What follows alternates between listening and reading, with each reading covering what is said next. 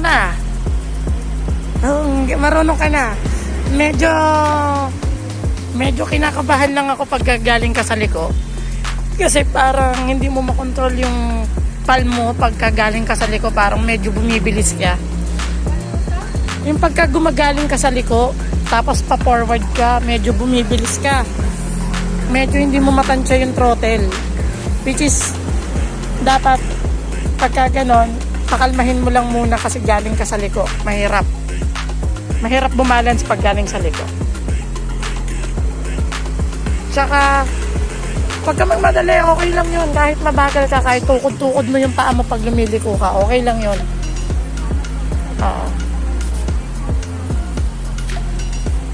Sige, practice.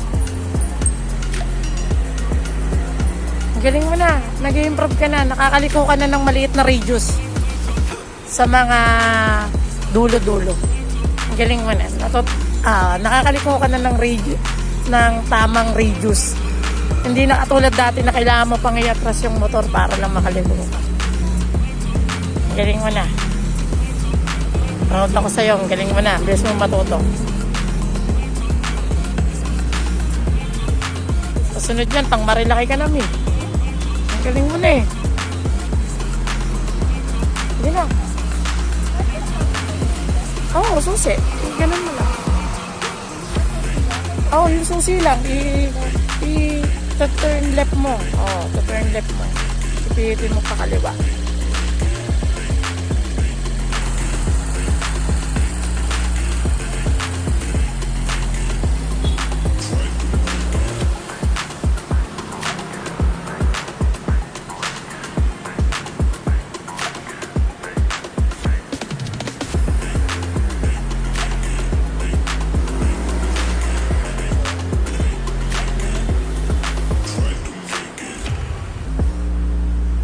Hop.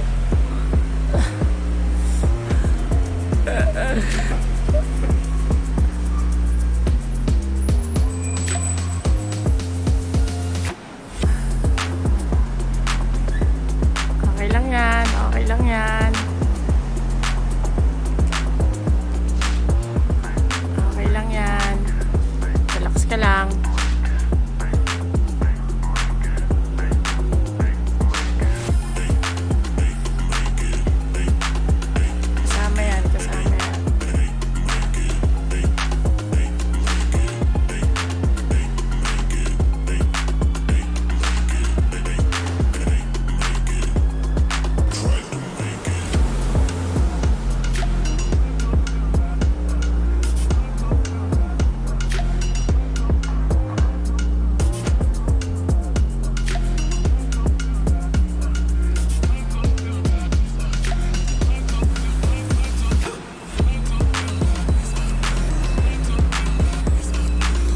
Nag-alangan ka dun sa sasakyan?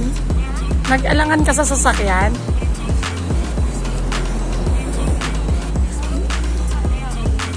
Nag-alangan ka kaya ka nakapag-balance? Ha? Okay lang yun. Hindi ka naman bumagsak eh. Ha? Ano? Pagod ka na ba? O sige, isa pa. Last. Hindi mo kasi nalalahanin yan kasi nakastop naman yun. Sabi nga dyan, yung ano dyan, yung tour dyan, huwag mo tingnan yung mga nasa paligid mo kasi mas the more na tinitingnan mo yun, dun ka lumalapit. Diba? Yan yung theory ng pagmumotor.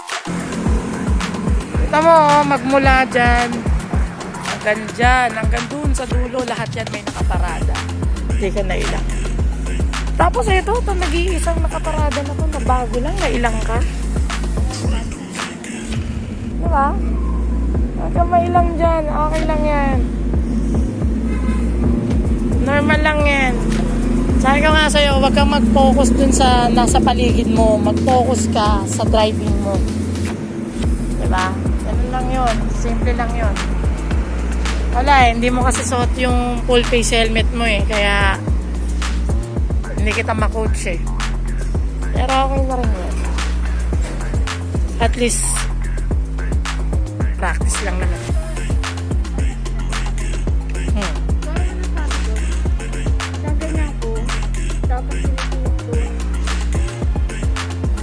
pinipilit mong hawakan yung preno. Pagka gano'n na nag-alangan ka, Ito, nakapigil na to. oo, okay na yun. Once na kahit mapiga mo yan, didiinan mo lang to. Ito lang lagi ang alalahanin mong diinan. Wag mong bibitawan yan kahit anong mangyari. Tapos, eto, bumitaw ka. Bumitaw ka. Wag, Hindi na kasi tayo para sa hindi. Ang gagawin mo, di nakaganyan ka, nakatingin ka dyan sa preno mo. Ang gagawin mo lang. Siyempre nasa limitaw na. Iaangat mo lang yan. Mahirap pero kailangan mo yun matutunan gawin. Kailangan lagi ka nasa presence of mind. Kasi sa pagmumotor, tatandaan mo, once na napapiga ka dyan, yan yung magkukos na disgrasya. Kaya lagi mong tatandaan na kailangan, eto, laging ilus mo. Pagka nasa alanganin ka, ilus mo. Ilus mo yung kamay mo. Ilus mo lang.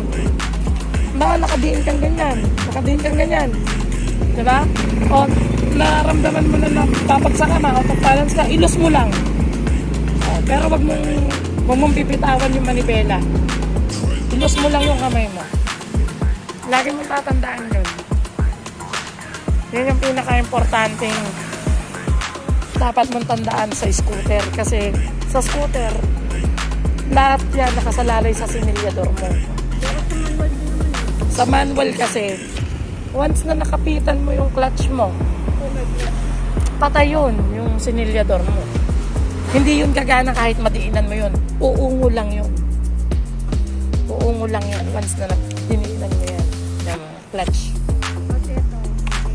Yan kasi, basta, ang importante rin dyan, hawakan mo rin to, diinan mo to. Kumbaga ito yung pinaka-clutch. Oo.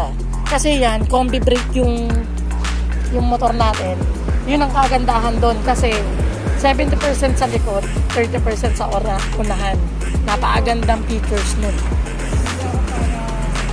Oo, wag ka matataranta. Basta hawakan mo lang yan, didiinan mo lang yan. Kahit napipiga mo yan, walang problema dyan.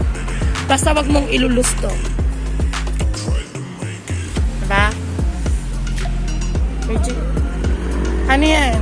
Pag nakaparada ka para hindi gumagalaw, ano mo yan, didiinan mo yan. Tapos, ganyan mo, tapos bitaw.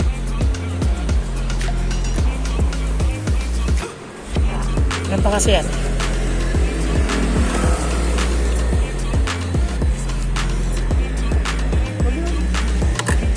Para lang mag-lock.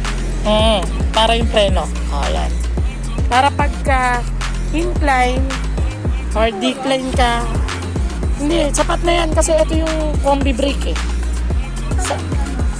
Ayan, pindutin mo lang. Ayan, re-release na yan. So, kung paparada ka, ganyan yung gagamitin mo. Para hindi gumagalaw yung motor mo. Galing, di ba? Which is, ang ganda nga talaga nun. Safe yun para sa mga beginner yung left brake. Sa iba, hindi combi brake yan pa. Hindi combi brake.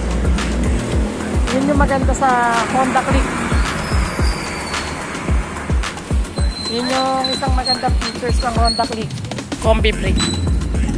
Which is 70% yung nakapreno sa likod, 30% yung sa harapan. So, sige na. Nagpatuloy ka na. 12 o'clock. Yan. Antayin mo yung orange. Yan. Sige, pindutin mo yan. Yung preno. Pindutin mo.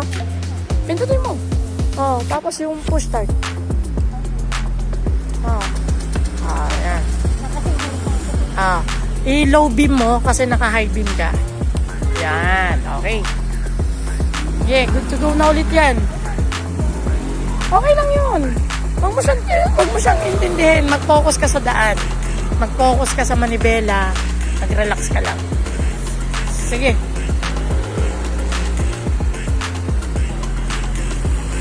Dahan-dahan. Relax mo lang yung kamay mo.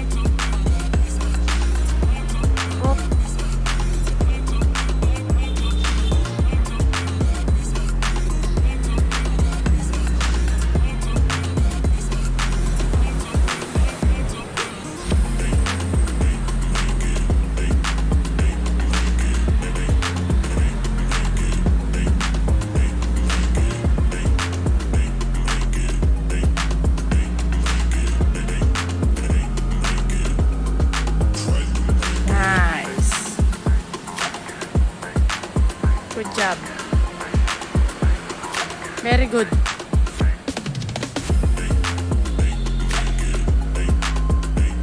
Okay, dahan-dahan.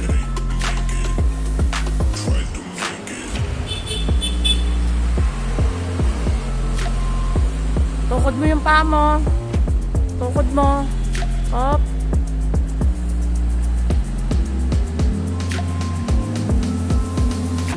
Nice. Ganyan lang. Nice. Tama yan. Hop, may sasakyan. Tabi ka, tabi. Nice.